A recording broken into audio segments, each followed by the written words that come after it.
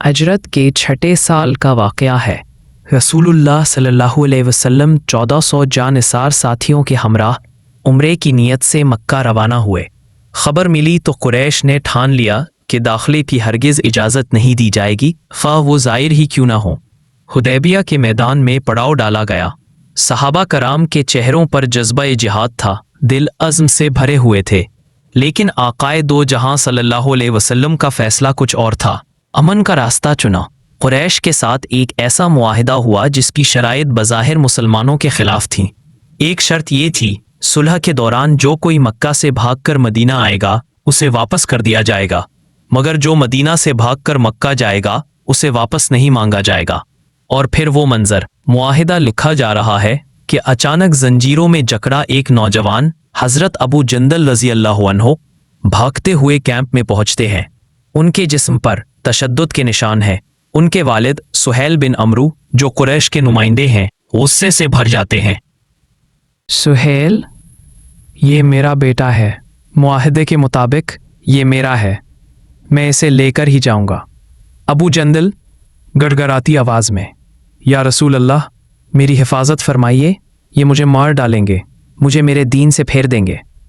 रसूल अल्लाह सल्लल्लाहु अलैहि वसल्लम बरदबारी से, ए अबू जंदल, सब्र करो, हमारा मुआहिदा हो चुका है, अल्लाह तुम्हारे लिए कोई रास्ता ज़रूर खोलेगा।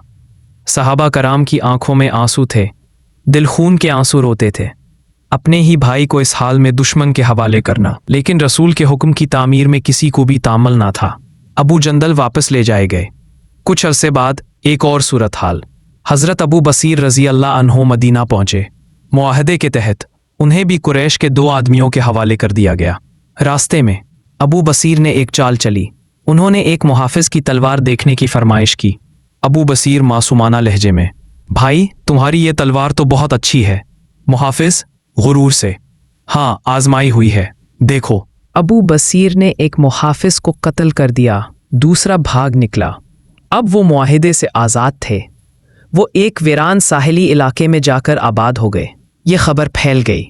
अबू जंदल भी भागकर वहां आ मिले। फिर और मजलूम मुसलमान। एक छोटी सी ताकतवर जमात बन गई जो कुरैश के लिए खौफ का बायस थी। इनका कोई मुआहिदा ना था।